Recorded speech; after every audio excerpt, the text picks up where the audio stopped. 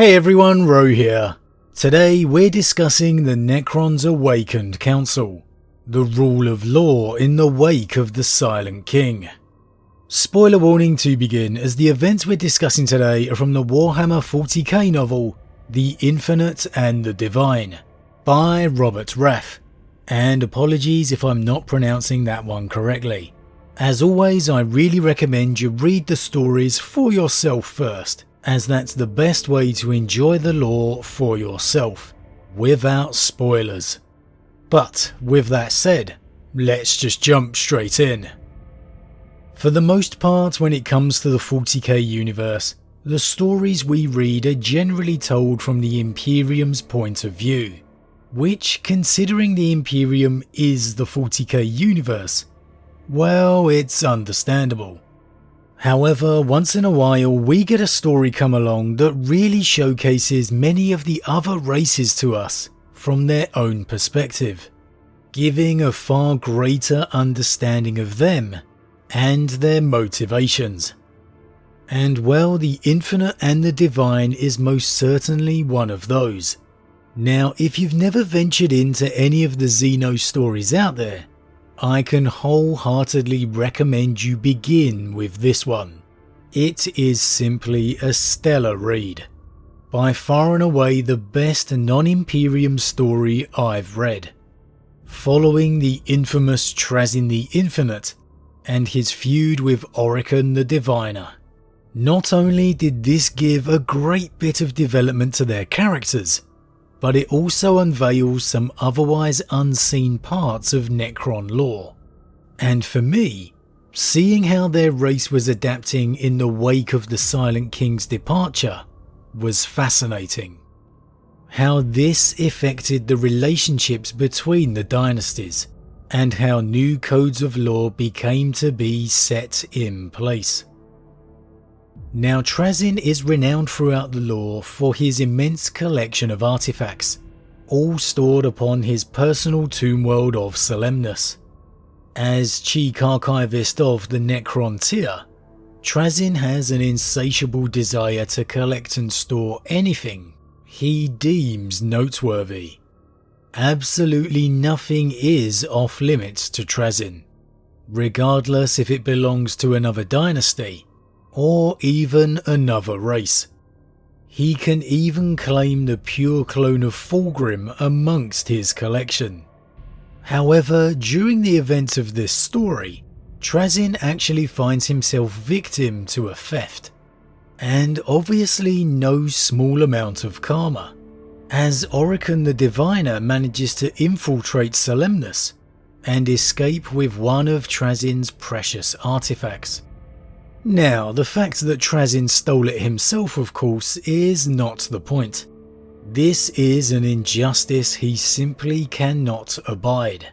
And so, as he is technically a member of the Nihilak dynasty, and Oricon is chief seer of the Sortek, Trazyn actually reports Oricon for theft from another dynasty. And as we know now, that report goes straight to the Awakened Council. So what is the Awakened Council? Well, it appears it came to rise in the Necron's great slumber. With the departure of the Silent King, no true rule remained in place. And while most of the race remained locked within their 60 million year hibernation, there were increasing instances of those who awoke early. And far from being a good thing, it was only causing problems. It's stated that without the Necron tier class structure in place, most who awoke fell to chaos. And calm down, this doesn't mean the ruinous powers kind of chaos, as in the big capital C. This means the more literal definition of the term. Necron tier society was founded on each part of their civilization fulfilling their role. Necrons awakening without this structure in place were left to their own devices. And it goes on to tell us that many awoken Necrons attempted to awaken the rest of their kin. Whether through loneliness or the best of intentions, the problem is this isn't something easily done. The Tomb World's hibernations were designed to awaken themselves, and any early attempted resurrection is hard enough at the best of times, with the very best cryptex. Without them, it's nigh on impossible to do so without causing damage. And thus, unfortunately, many Necrons were being awoken early, with their minds and neural pathways ruined, faced now with a destiny as mindless machines.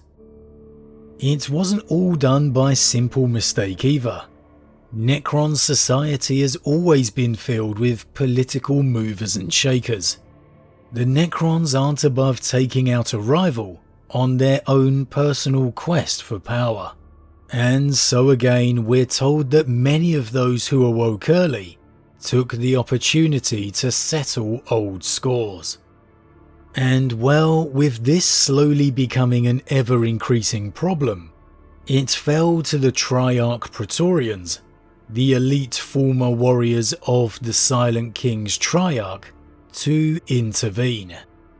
These were the Guardians who had remained awake in vigil, whilst the rest of their race slept. And it was these Guardians who insisted on the formation of the Awakened Council. In essence, the Awakened Council's purpose was to prevent and punish these actions, to ensure the survival of the dynasties until the time of awakening arrived. In essence, to me, you could almost describe this council as a smaller version of the Triarch of old, manned by 3 of the most powerful Necrons already awake. While it undoubtedly wasn't anything compared to the Silent King and his former Triarch, or indeed to many of the Pharaons who still remained asleep, whilst they awaited the rest of their race to awaken, and with the full backing and power of the elite Triarch Praetorians, the Awakened Council became the de facto governing law for the entire Necron race, at least during the Great Hibernation. Any interference into a Tomb World slumber was now punishable by death. They put in place strict regulations and limits into artificial awakenings, and only under the very direst circumstances would any Necrons be allowed or even attempted to be awoken. Now, what would class as a dire circumstance? Well, most likely say a Tyranid hive fleet on a path for a Tomb World. Something along those lines. For me, this is really interesting as it gives us a great look into a fairly unknown period of Necron lore. Just what was taking place whilst the majority of their race still slept, showing us the working dynamics and relationships between the dynasties, and also the immense vacuum left by the Silent King's departure, how the Necrons adapted to fill that void. Because let's be honest here, when the Silent King left for the void, having severed his command protocols, there wasn't really a power structure left in place. Each Pharaon of their own dynasty undoubtedly felt it was their right to rule. Until the time of their awakening, the Awakened Council really is the best possible option. This is the Necrons essentially having to adapt to a new way of life. And of course, the only way the Necrons can do that is by looking to their past, using their history and heritage for answers. It really can't be overstated how important the hibernation and awakening is to the Necrons. It's the very fate and survival of their entire race. There is nothing more important to them than ensuring it transpires correctly, and any who interfered with that faced the full punishment of the Praetorians. Once you cross that line, there was no escape. However, for all the answers can be found in history at times, there also remains the same flaws.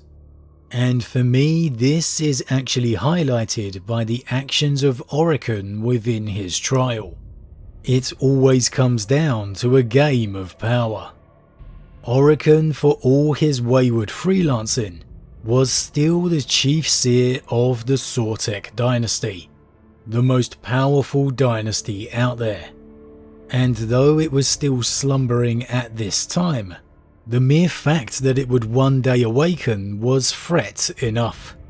Awakening to find their chief seer killed by another dynasty would mean undoubted war, and none were powerful or foolish enough to face the threat of the Stormlord marching against them.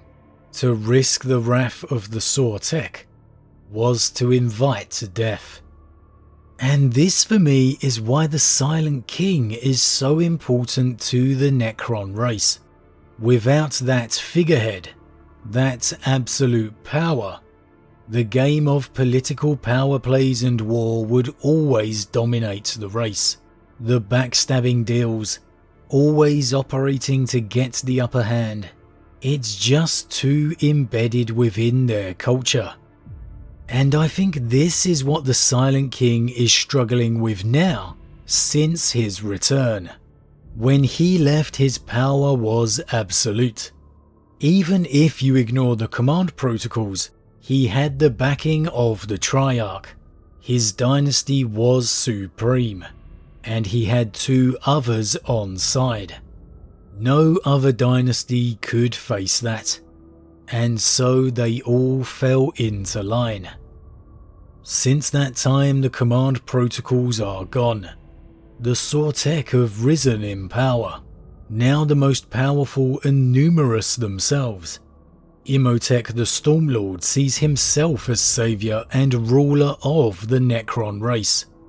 And this is the game of power that the Silent King is now fighting. Where once his power was absolute, now he's just another player upon the board. And really, the Awakened Council could be the perfect representation of that. For in the Silent King's absence, they had already begun to move on. But as always everyone, what do you think? If he hadn't returned from the void, would we maybe see some of the dynasties implement this new Awakened Council as their own variation of the Silent King's Triarch? Was the implementation of the Awakened Council the right move for the Necrons to make? Is establishing laws and regulations between the dynasties the way of the future? Could the Silent King even use this Awakened Council as a learning tool for his future infinite empire, returning the Necron race to their former glory? As always, leave your thoughts in the comments below, I love to read them. Huge thank you to all my subscribers, your support truly means a lot to me, it really does. And if you're new, please consider subscribing to help the channel grow.